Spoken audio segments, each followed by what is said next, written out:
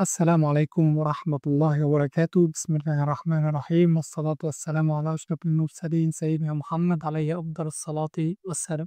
في الفيديو ده إن شاء الله هنهيئ بيئة العمل عشان نقدر نكتب كود جافا ونبدأ نرن ونشوف الأوتبوت أو الناتج بتاع البرنامج بتاعنا. محتاجين طبعا عشان نشغل جافا أو نكتب كود جافا ونرنه حاجتين اتنين: جي دي كي واي دي اي. تمام. طبعا قبل دول انا حابب اقول بس الريكويرمنت بتاع الكورس. انا ما فيش ريكويرمنت، هو بس يكون عندك اي بي سي، كمبيوتر شخصي او لابتوب، او تليفون يعني. بس دي مش ريكومندد شويه يعني، حاول تكتب على كمبيوتر بيبقى احسن. التليفون بيبقى رخم شويه ان انت تقعد تكتب، بس لو الدنيا مقفله خلاص عادي مش مشكله. في كذا برنامج على الاندرويد او الاي او اس او ايا كان، بيشغل عادي، بتكتب كود جافا ويرن. تمام. تمام. احنا هنشرح في الفيديو ده ازاي نشغله على على ويندوز. طبعا لو انت بتستخدم لينكس او بتستخدم ماك، ففي مئات الالاف من الفيديوهات ان هي بتعرفك ازاي تحمل الجي دي كي والاي دي اي على النظام يعني. والاي دي اي بالمناسبه احنا هنستخدم انتليجي. طيب طبعا انت قاعد اقول جي دي كي واي دي اي وانت مش فاهم اي حاجه، فخلينا بقى نشرح يعني ايه جي دي كي ويعني ايه اي دي اي. اول حاجه الجي دي كي يعني جافا ديفلوبمنت كيت. دي جواها حاجتين اتنين: حاجه اسمها جي ار اي، جافا ران تايم انفايرمنت، ده مسؤول عن تشغيل كود الجافا. تاني حاجه اسمها كومبايل. الكومبايلر ده مسؤول عن ايه؟ مسؤول عن تحويل الكود اللي انت بتكتبه لبايت كود عشان الماشين او الاله او الكمبيوتر اللي انت بتستخدمه يفهم الكود بتاعك. لان الكمبيوتر زي ما احنا عارفين يعني، لو انت درست، ان هو ما بيفهمش الا لغة البايت اللي هي صفر وواحد. فالكود اللي احنا بنكتبه بيتحول لصفر وواحد. الماشين بتبدأ بقى تفهم الكود ده. فمين المسؤول عن الخطوة دي؟ هو الكومبايل. تمام. تاني حاجة الانتليجي او الاي دي اي عموما. طبعا في انتليجي، في اي دي اي تاني ممكن تشتغل عليها، مش شرط انتليجي بس. في حاجة اسمها اكليبس، في حاجة اسمها نيت بينز وانتليجي. انا بفضل انتليجي. انت ممكن تشتغل على واحد فيهم ومفيش اي مشكله، نفس كل حاجه هي. انتليجي في شويه حاجات حلوه: اوتو كومبليت بيكمل لك الكود، كود فورماتنج بيبقى فيه فورمات كده او تنسيق للكود كويس، ديباجنج عشان تديباج الكود. وطبعا انت ممكن مش هتفهم المصطلح ده يعني دلوقتي، بس شويه كده ان شاء الله هنشرحه يعني.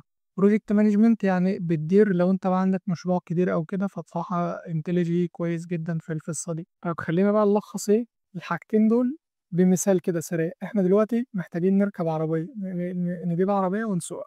الجي دي كي هو عباره عن الموتور بتاع العربيه. انتليجي هو التحكم كامل، الدريكسيون بقى واللوحه بتاعت التحكم كلها. فانت مش هينفع تدور من غير موتور. تمام. فلازم الجي دي كي عشان جافا تشتغل، ولازم انتليجي عشان نكتب الكود اللي هيترجم بقى وهيشتغل على الماشين بتاعتنا. أظن الدنيا كده تمام واضحة. فيلا بينا بقى نفتح المتصفح بتاعنا ونحمله. نفتح المتصفح بتاعنا كده وهنكتب جي دي كي داونلود. نفتح أول واحد اللي هو تبع أوراكل، هيفتح لنا الصفحة دي جافا داونلود. آخر حاجة 24 موجود. طبعا أنت عادي تحمل أي حاجة يعني 24 21، بس يعني حاول تحمل آخر واحد بيبقى دايما أحسن يعني. طبعا ده لينكس، ده ماك، ويندوز. طبعا عشان احنا ويندوز هنختار ويندوز، وهنختار ال 64 انستولر. طبعا هتعرف ازاي 64 ولا 86 لو رحت على زيز بي سي وعملت ريبورتس، هتلاقي هنا النظام 64. المفروض تبقى ظاهر اهي. تمام. طبعا في ناس بتبقى 86 او 32، بس اعتقدش يعني نادرا دلوقتي كله بقى 64 غالبا دلوقتي. فهتضغط على دي كده، هيبدأ يحمل معاك بالشكل ده. طبعا انا محملها قبل كده يعني، هكنسل التحميل ده. وتاني حاجة هتروح على انتليجي داونلود. برضه هنفتح أول واحدة هتجيلك تبع ايجيبت بريم. نستنى شوية كده الموقع بيحمل، النت بعافية شويتين عندنا للأسف الشديد. تمام. خلي بالك بقى إن في حاجة اسمها انتليجي اي دي التيمت، وده طبعا بتاع الناس الأغنياء يعني. هتدفع طبعا فلوس عشان تحمل النسخة دي. طبعا انت جاي عشان تجيب فلوس، فمش هتدفع فلوس دلوقتي. احنا هننزل على النسخة بتاعت الغلبة بتاعتنا اللي هو انتليجي اي دي كوميونيتي اديشن، وبعدين هتختار هنا في اكس اي ويندوز معمولة سيلكت. تضغط على داونلود هيبدأ يحمل معاك. وخلي بالك ده بقى داخل في 1 جيجا، يعني يمكن ياخد له شوية حلوين. طبعا أنا محملهم عشان منقعدش نستنى ساعة يعني في الفيديو. كنسل التحميل ده. هنروح بقى للداونلود. طبعا انت هتلاقيهم عندك في الداونلود بعد ما يحملوا. وده الجي دي كي انا كنت مثبته قبل كده فبرضه اثبته معاك. الرسالة دي غالبا مش هتجيلك يعني الا لو انت مثبته قبل كده. تمام. ضغط انا على يس. بعد كده هنضغط على نيكست. بعدين نيكست. استنى شوية حلوين. بعد كده نضغط على كلوز. ده كده الجي دي كي يتحمل معانا او تثبت. معلش واحنا حملناه في الاول فاحنا كده ثبتناه بقى. طيب بعد كده هنفتح انتليجي بقى عشان نثبته. وده اصلا انا مش مثبته يعني دي اول مرة اثبته معاكم فيها. نضغط على نيكست وبعدين نيكست كمان. في هنا كده كريت ديسكتوب شورت كات عشان يعمل لك شورت كات هنا كده على سطح المكتب مع البرامج دي. فانا بعمل لها سيلكت يعني. بعد كده هنضغط على نيكست. بعدين انستول وهنستنى شوية. يبدأ يثبت معانا البرنامج. بعد ما خلص تثبيت بالشكل ده في هنا اوبشن ان انت بيقول لك ران انتليجي اي دي كوميونتي اديشن. بعد ما نخلص تثبيت يعني شغله بمعنى اصح. فاحنا هنتشيك عليها وبعدين هنضغط على اي فينش. وخد بالك ان هو عمل هنا ايكون صلاح على ده اهي. عمل هنا ايكون. تمام. طبعا الكلام اللي محدش بيقرا ده هنعمل عليه كونفيرم وبعدين كونتين. دي بتقول لك ان هي تسند الاناليسيس بتاعتك وكده فبصراحه مش بحب اعملها. بدوس سند. بعد كده بيقول لك طبعا دي هتجيلك لو انت عندك فيجوال ستوديو كود هيقول لك امبورت السيتنج مني. فبصراحه أنا مش حابب كده يعني عال اعمل سكيب للخطوه دي. دي كده واجهه البرنامج بالشكل ده. هنا في عندك نيو بروجكت واوبن وكلون ريبوزيتوري. دول مش هنتطرق ليهم دلوقتي. خلينا في نيو بروجكت عشان نكريت بروجكت جديد. نضغط على كريت بروجكت. هنا في جافا وكوتلين. طبعا احنا خلينا في جافا دلوقتي. هنكتب هنا تيست او خلينا نقول هلو بروجكت. تمام.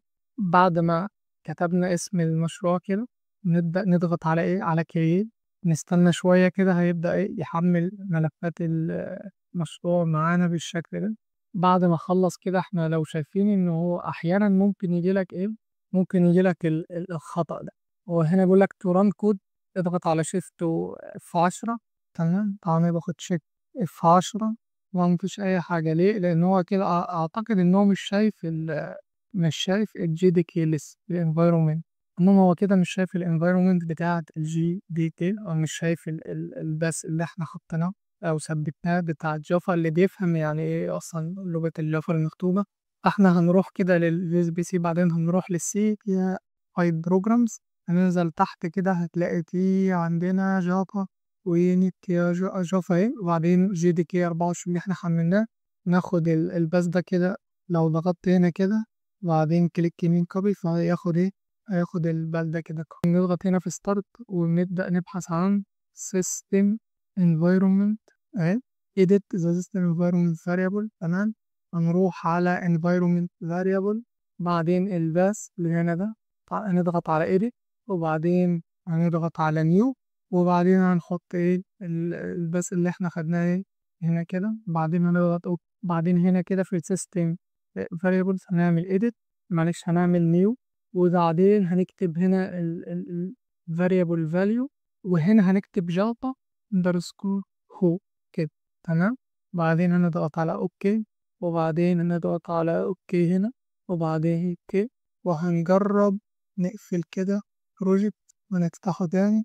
هو كده عارف المسار تحت هنا لو لاحظ. وبدأ ترجم الحاجات اللي كانت بالأحمر يعني بدأ ترجمها. هنضغط هنا كده نشيل البوينت اللي هنا دي بيج بوينت دي. وبعدين هنجرب نرن نشوف ايه اللي هيطلع لنا يعني طبعا ما تتخطش من الشكل اللي انت شايفه ده. نفهم كل حاجة بعدين. في فوق هنا كده رن وممكن ترن هنا. خلينا نرن من فوق كده. بيعمل بيلد تحت اهو. بعد ما يحمل هيطلع لنا النافذ هلو هلو اند ويلكم. اي ايكوال 1 وبعدين ايكوال 2 3 4 5. تمام. هنمسح كل ده بما ان احنا لسه احنا هنكتب من الاول. وهنفضي كل ده كده هنسيب. في حاجة حلوة هنا أنا بحب أعملها. الأول بروح لفايل بروح لسيتنج بروح للإديتور وبعدين جنرال بعلم هنا كده عشان لما أدوس على كنترول وأكبر أو أصغر بيبقرأ الكود يكبر معايا بالشكل ده. تمام. مش عايزينه بأول درجة أوفر يعني. هنكتب هنا system دوت out دوت print. هنكتب هنا الكلمة المشهورة في البرمجة كله عموما، هلو ايه، هلو، ونبدأ نرن. هيطلع لنا ايه، هلو وورلد، ودي بدايتك في عالم ايه، في عالم الجحيم ان شاء الله. ربنا يستر علينا وعليك. كده انت كريت اول بروجكت وكتبنا سطر طلع لنا جملة، ولسه يعني السطر ده انت برضه لسه ما مش عارف يعني ايه برضه. سيستم دوت اوت برنت لين كده، وكتبنا سيمو كولوم في الاخر ما تنساهاش، عشان غالبا لو نسيتها البرنامج مش هيشتغل معاك. ان شاء الله من الفيديو الجاي هنبدأ بقى نتعرف على ايه، على جافا والدنيا دي ان شاء الله. والسلام عليكم ورحمة الله وبركاته.